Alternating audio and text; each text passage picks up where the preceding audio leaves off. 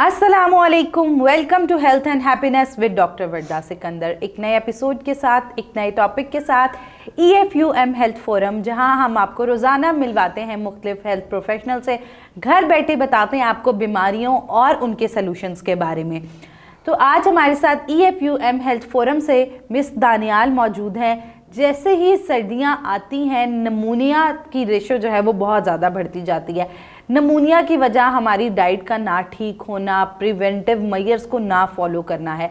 तो आज इसी टॉपिक पे हम बात करेंगे मिस दानियाल से। नमूनिया क्या है, कौन सी खुराक हमें लेनी चाहिए, कौन सी हमें अवॉइड करनी चाहिए। वेलकम टू द शो, कैसी हैं आप? Thank you so much. आप कैसी हैं? परफेक्ट। अच्छा, सबसे पहले तो आप हमें थोड़ा सा बताएं कि नमूनिया होता क्या? नमूनिया ये लंग्स इन्फेक्शन है। इसमें होता ये है कि लंग्स इन्फ्लेमेशन होना स्टार्ट हो जाती है। जो हमारे एयर सैक्स और एल्वुलाई होते हैं लंग्स के, उसमें पस भरना शुरू हो जाती है, म्यूकस इकट्ठा होना शुरू हो जाता है, जिसकी वजह से सांस लेने में बहुत दुश्वारी आती है। अगर हम इसके सिम्टम्स को देखें ना, इसमें क्या होता है, एक तो सांस लेने में बहुत मुश्किल हो रही होती है, ओवरऑल मौसम भी ठंडा है जैसे कि आजकल आप देख रही हैं, फिर बुखार का चढ़ जाना, मतलब बुखार ज़्यादा हो जाना, चेस्ट टाइटनेस हो जाना, कफिंग, नोजिया, वॉमिटिंग, ये सारी इसकी सिम्टम्स है। और वो जो पर्सन इससे अफेक्ट कर रहा होता है ना, उसे थकावट भी बहुत महसूस हो रही होती है, जिसकी वजह से वो काफ़ी बेचैन भी रहता है।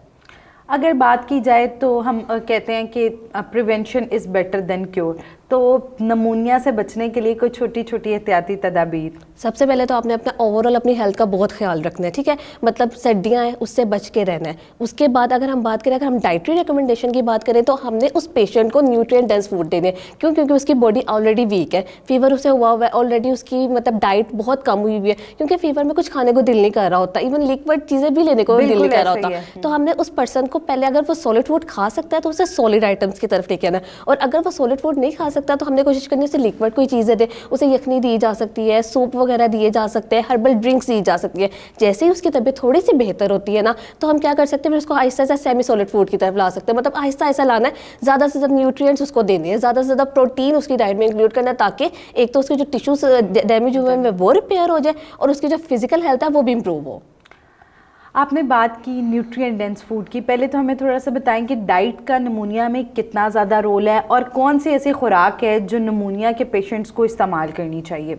इसमें बेसिकली कोई ये नहीं है कि आपने ये चीज़ रिस्ट्रिक्ट कर देनी है या ये आइटम आपने फूड की नहीं लेनी। आपने ओवरऑल बैलेंस डाइट लेनी है, जिसमें आपके अगर एक प्लेट है, बैलेंस प्लेट है ना, उसमें आपके प्रोटीन का पार्ट भी होना चाहिए, उसमें आपके कार्बोहाइड्रेट्स का पार्ट भी होना चाहिए, फैट भी होने चाहिए, वाइटामिन्स, मिनरल्स, सब कुछ होना चाहिए। इसके अलावा जो विटामिन सी और विटामिन डी रिच फूड होते हैं, जैसे ग्रीन लीफी वेजिटेबल्स वगैरह है, इसके अलावा फ्रूट्स में हम ऑरेंज हो गए, ग्रेप फ्रूट हो गए, ये अपनी डाइट में ज़्यादा से ज़्यादा इंक्रीज करना है। इसके अलावा एंटीऑक्सीडेंट रिच फूड होते हैं, वो भी आप डाइट में ज़्यादा से ज़्यादा ले सकते हैं। और अभी मैंने एक बात की कि इन्फ्लेमेशन होती है, तो जो एंटी इन्फ्लेमेटरी फूड्स होते हैं ना, जैसे फिश हो गई, ओमेगा 3 फैटी एसिड्स वगैरह हो गए, वो भी आप अपनी डाइट में इंक्लूड कर सकते हैं। और साथ में हाइड्रेशन है, इसका भी आपने ख्याल रखना है। ये तो बड़ी ज़बरदस्त सी चीज़ है कि एंटी इन्फ्लेमेटरी फूड इस्तेमाल करने से आपका इन्फेक्शन जो है वो खुद ब खुद कम हो जाएगा, और आप नमूनिया में अपनी इन्फ्लेमेशन को रिड्यूस कर सकते हैं।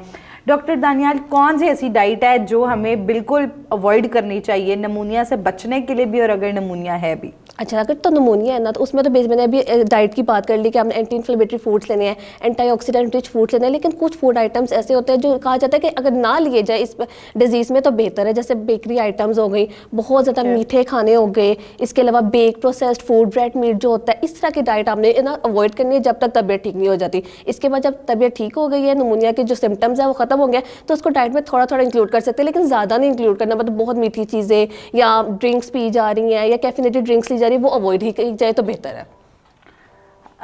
The topic is very interesting, लेकिन टाइम बहुत शॉर्ट है, तो हम लोग अपने आखिरी क्वेश्चन की जानिब जाते हैं। हम हमेशा कहते हैं कि जित विंटर्स आते ही नमूनिया, ब्रोंकाइटिस, इस तरह की बीमारियां बहुत ज़्यादा जो है वो बढ़ जाती हैं। तो आप हमें बताएं कि अपनी खुराक को हम किस तरह बैलेंस रख सकते हैं, और किस तरह सर्दियों में रहते हुए ख़ास तौर पे कौन से विटामिन्स, मिनरल्स का इस्तेमाल कर सकते हैं जो हमारी क़ुव्वत मुदाफ़ियत को बेहतर करें और हम इन बीमारियों से बच सकें।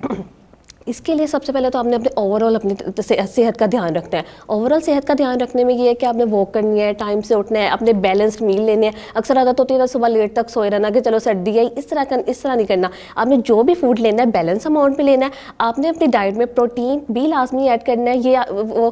ये सब कुछ हमारे टिश्यू को रिपेयर करने के लिए बहुत ज़्यादा इंपॉर्टेंट है। इसके अलावा जो विटामिन सी रिच फूड्स होते हैं आजकल, तो ऑरेंज, ग्रेप फ्रूट वगैरह ये बहुत ईजिली अवेलेबल है, ये आप अपनी डाइट में इंक्लूड कर सकते हैं। इसके अलावा फिश वगैरह वो आप आपको अपनी डाइट में इंक्लूड कर सकते हैं। फ्लैक्स सीड्स हैं, चिया सीड्स वगैरह, ये अपनी डाइट में इंक्लूड कर सकते हैं। एक तो ये हमारी ओवरऑल हेल्थ के लिए भी बेहतर है। इसके अलावा जितनी भी डिजीज़ है, जैसे ब्रोंकाइटिस की आपने बात की, पेनमोनिया की आपने बात की, इसको भी हम रिकवर इसके साथ इजीली कर सकते हैं।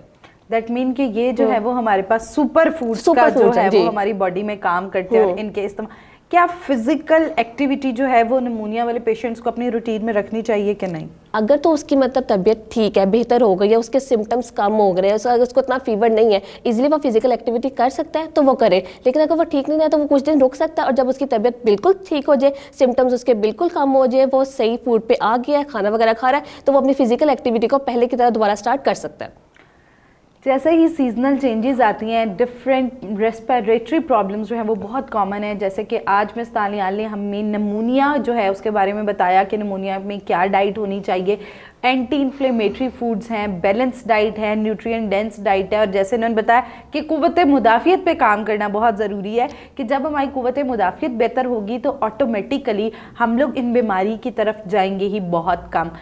तो अगर आप भी लोअर रेस्पिरेटरी या रेस्पिरेटरी प्रॉब्लम में कोई भी प्रॉब्लम फेस कर रहे हैं, जैसे कि ब्रोंकाइटिस, निमोनाइटिस या फिर कोई और मसला, तो आपको चाहिए अपने करीबी डॉक्टर को कंसल्ट करें और एक ऐसी खुराक का इस्तेमाल करें जो कि आपकी सेहत को बेहतर करे।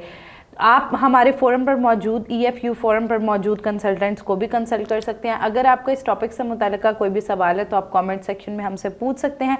तब तक अपनी सेहत का ख्याल रखिए। Don't forget to subscribe our channel. मिलते हैं एक नए एपिसोड के साथ। अल्लाह हाफिज़।